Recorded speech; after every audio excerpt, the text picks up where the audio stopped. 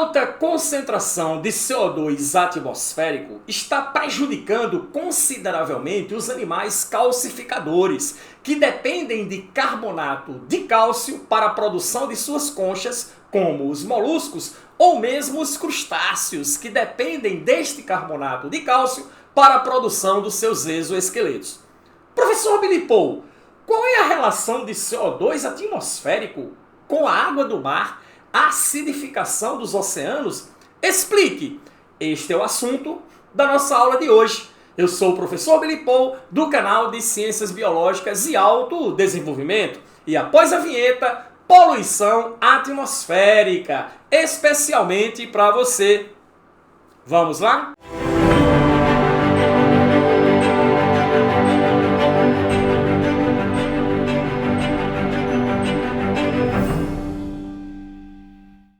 Olá você!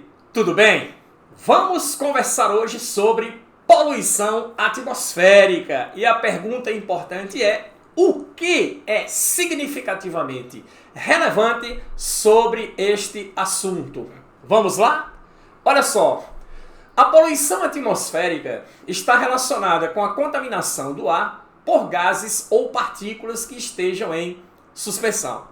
E vamos começar conversando sobre isso exatamente pelo problema número 1 quando se fala sobre poluição atmosférica, que é o efeito estufa. Seguinte, consequência, aquecimento global. Sabemos que a temperatura do planeta, sabemos que o planeta está se tornando cada vez mais quente a cada ano, e isso se deve aos gases de efeito estufa, a quem se atribui a responsabilidade. Quem são esses gases? O CO2, o CH4 e óxidos de nitrogênio.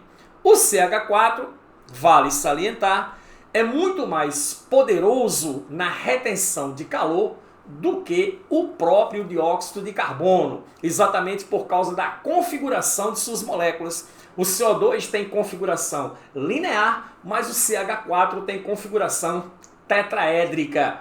Então essa composição ou essa armação tridimensional favorece muito mais a retenção de calor do que considerando uma molécula linear. Beleza? Show de bola!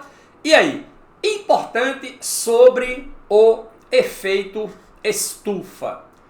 Desmatamento e pecuária contribuem. O desmatamento desmobiliza carbono que está armazenado na massa vegetal, e se eu tiver um processo de queimadas, pior ainda. E a pecuária, tá certo, também contribui, que é uma das principais fontes de liberação de CH4 na atmosfera, além do cultivo do arroz, que também contribui devido a bactérias metanogênicas que vivem associadas a raízes dessas plantas, que liberam metano, que é absorvido inicialmente pelas raízes do arroz, armazenado no parênquima aerífero dessas plantas e termina sendo liberado para a atmosfera.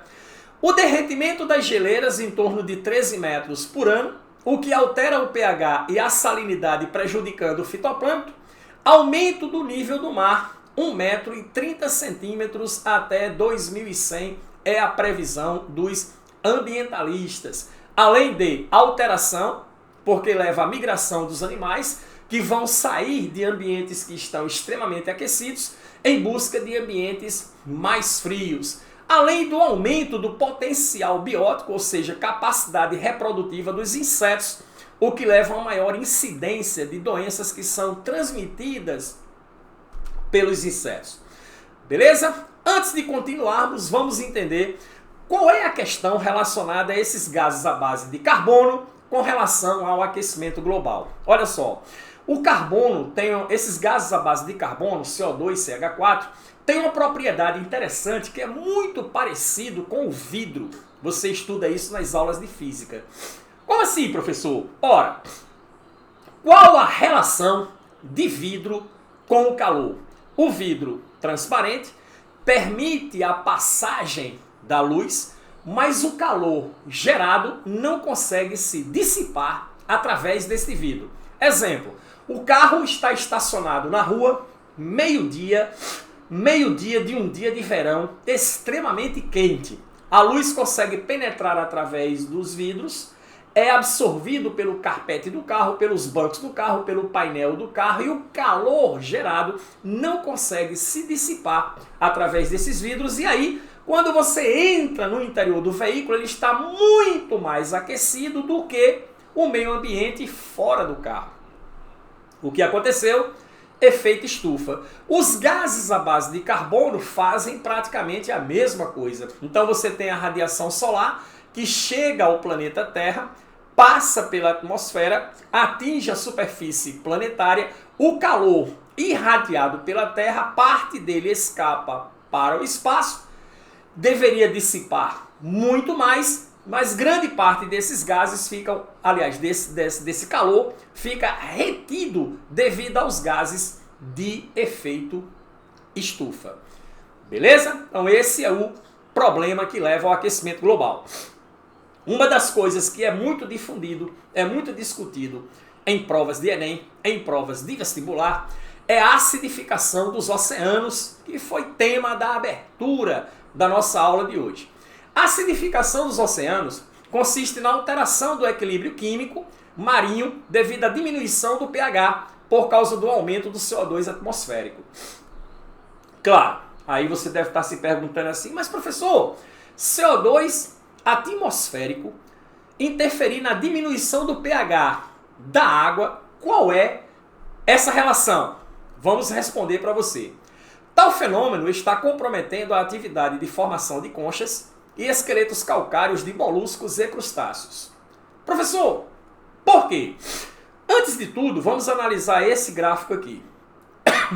Esse gráfico é extremamente importante, porque ele mostra de maneira mensurada os níveis de CO2 atmosférico.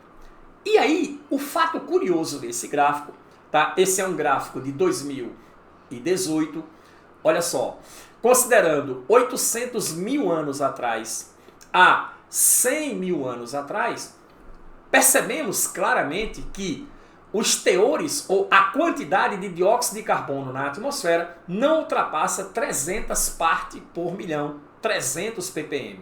E aqui, nesse ponto, tá, ocorre uma explosão onde se aumenta consideravelmente esses níveis de liberação de gases à base de carbono, que em 2018 chegava a 407,4 ppm. Hoje já está ultrapassando 420 ppm. Estou gravando essa aula em 2022. Tá aí o ano, vai ficar aí por muito tempo no canal. Beleza? E por que que isso acontece, professor? Eu vou te mostrar em detalhes. Olha só, anos 50 em diante, acima de 400 ppm, é este excedente que contribui para a acidificação dos oceanos. Professor, por quê? Vamos lá. Primeira coisa, CO2 atmosférico. Esse CO2 atmosférico, você sabe, tá certo, que parte dele é absorvida pelos oceanos.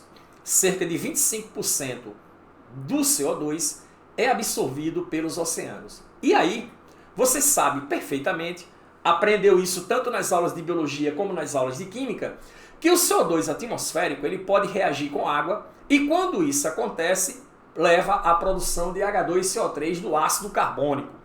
O ácido carbônico é extremamente instável e se dissocia, liberando H+, e HCO3-, íons bicarbonato. A questão começa nesse H+ aqui.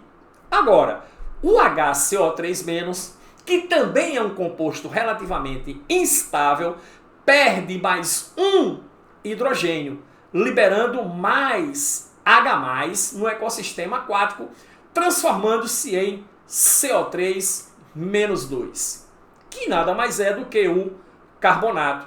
Esse carbonato, liberado a partir dessa dissociação de H+ do íon bicarbonato, ele tende nos oceanos a reagir com cálcio. É esse carbonato aqui, tá certo? É esse íon carbonato aqui que é extremamente importante para a vida marinha. pois ao reagir com o Ca++, ao reagir com o cálcio comumente encontrado em águas oceânicas, vai formar um composto chamado de CaCO3, que é o carbonato de cálcio. Carbonato de cálcio extremamente importante para o esqueleto dos corais, para as conchas dos moluscos, para o exoesqueleto dos crustáceos. O fato é que índices elevados de H+, dificultam a reação de formação de carbonato de cálcio. Por quê, professor? O carbonato tem maior afinidade com o H+, do que com o cálcio, com o Ca++. Ah, professor, então quer dizer que o carbonato prefere reagir com o H+, do que reagir com o cálcio, quando o H+ se encontra em grande quantidade. É isso aí exatamente o que acontece dentro da seguinte reação. Então você tem aqui, olha lá, você tem aqui o íon carbonato reagindo com o H+, formando novamente o HCO3-. Isso quer dizer que quanto mais HCO3- é formado nesta reação, menos carbonato de cálcio é formado nesta reação aqui. A falta de carbonato de cálcio, certo ou não? Menos carbonato de cálcio, falta de matéria-prima para os animais calcificadores. Observação IPC, que é aquela observação importante pra cacete. Peixes. A acidez do plasma sanguíneo nos peixes, que é acidose, também é muito prejudicial à vida desses animais. Sem contar com a hipercapnia, que é o aumento do CO2 dentro do organismo, provocando intoxicação e deixando os peixes desorientados na sua navegação. Beleza? Está aí a resposta à questão que foi levantada no início, na abertura da nossa aula. Belezinha? E aí, outro tipo de problema relacionado à poluição atmosférica, que é a inversão térmica. A inversão térmica, a consequência leva a problemas respiratórios, afecções respiratórias, e a responsabilidade está relacionada por acúmulo de gases poluentes na baixa atmosfera. Importante, o que é o processo de inversão térmica? A interposição de uma camada de ar quente entre duas camadas de ar frio. Em dias mais frios, o ar superficial não aquece o suficiente e forma-se então a camada de ar estacionada entre uma camada de ar frio abaixo e uma camada de ar frio acima, o que impede as correntes de convecção. Você sabe perfeitamente que o ar quente, mais próximo da superfície, o ar é mais quente. Quanto mais você eleva em altitude, esse ar vai ficando mais frio. A tendência do ar frio é descer, a tendência do ar quente é subir, formando as correntes de convecção, que são paralisadas quando você tem um processo de inversão térmica, como podemos ver aqui neste gráfico. Olha só, aqui nós temos a situação atmosférica sem inversão, o ar quente seguindo o seu fluxo superior normalmente. E aqui você tem um processo de inversão térmica. Olha lá, pressão atmosférica, o ar está muito frio aqui abaixo, então a cidade libera normalmente gases poluentes à base de carbono pela combustão automotiva e pela combustão industrial. E aí o que é que acontece? Esse ar quente forma uma camada interpolada aqui em cima, que nada mais é do que a camada de inversão. E aí os gases poluentes, perceba que eles vão se retendo aqui, ó, cerca de 1 a 3 km de altitude, logo abaixo da camada de inversão. Como eu tenho a paralisação das correntes de convecção, esse ar com essa massa gasosa poluente tende a retornar para a baixa atmosfera nos grandes centros urbanos afetados por esse problema em situações de inverno rigoroso. É o que aconteceu, por exemplo, em Londres em 1952, onde morreram 4.000 pessoas por problemas respiratórios, intoxicação e asfixia. E o mais interessante é que essas fotos que você está vendo aqui, elas foram tiradas ao meio-dia. Poxa, professor, parece que foi à noite. O nevoeiro, né, intenso concentrado de gases à base de carbono deixou a atmosfera tão escura que dá a impressão de que a foto foi tirada à noite. Então esse é o problema relacionado à inversão térmica. Destruição da camada de ozônio. Consequência, provoca câncer nos seres vivos e destruição do fitoplâncton. Porque o O3 ele funciona como filtro da radiação, ok? Ele filtra a maior parte da radiação ultravioleta. Forte incidência de radiação ultravioleta no planeta provoca câncer nos seres vivos e destrói o fitoplâncton, que é a base da cadeia alimentar no mar. O fitoplâncton é constituído de algas, como diatomáceas, como dinoflagelados, que são produtoras, são fotossintetizantes, alimentam o zooplâncton. O zooplâncton já alimentam certas larvas de peixes e aí formam-se todas as relações alimentares, todas as teias alimentares observadas no ambiente marinho. Além disso, o fitoplâncton também é responsável pela liberação de mais de 90% do oxigênio puro que é respirado no planeta Terra, que é utilizado pela respiração aeróbica animal. Responsabilidade da destruição da camada de ozônio está relacionado com o cloro, com o Cl-, ok? Certo ou não? Ora, o cloro liberado na atmosfera por decomposição de organoclorados, como por exemplo o CFC, vale salientar que o clorofluorcarbono não é mais utilizado, é entendido ou não? Então é um problema do O3, da destruição do O3 sendo controlado, está controlado. A recuperação total é por volta de 2065. Mas professor, qual é a relação do cloro com a destruição da camada de ozônio? Vamos analisar isso aqui.